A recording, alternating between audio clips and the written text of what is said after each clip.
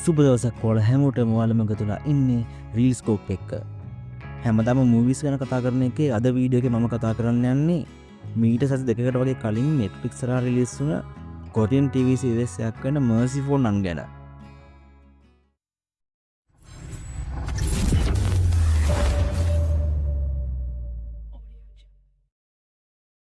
Merciful Nun කියන්නේ episode 7ක මිනි TV series එකක්.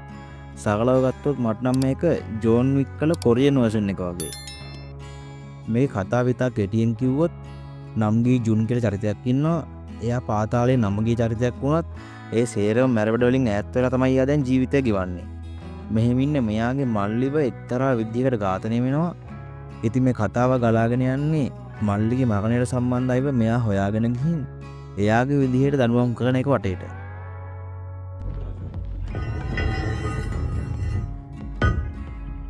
ඉතින් මේ සීරීස් එකේ තියෙන දැඩි වයලන්ස් ගතිය නිසාම මේක 18+ විදිහටයි මෙයා නිර්දේශ කරන්නේ.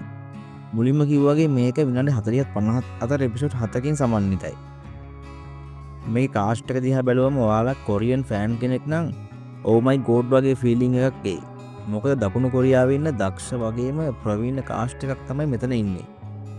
මේකේ නළුවන්ට විතරක්ම ලොකු විදමක් යන තියහන්දම. මේ සීරීස් එකේ කලර් ග්‍රේඩින් පැත්ත ගත්තම ඩාර්ක් ඇන්ඩ් මූඩි ගතියක් තමයි තියෙන්නේ. අඳුරු සෝල් නගරේ ස්ට්‍රීට් වල ඒ වයිබ් එක වුණත් අපිට හොඳටම ෆීල් වෙන විදිහට ලයිට් ඇන්ඩ් කලර්ස් පාවිච්චි කරලා මේකේ සිනමැටෝග්‍රැෆි කරලා තිනවා. අපි මේකේ ඇක්ෂන් සීන් ගත්තොත් කියන්න වචන නැහැ සුපර්.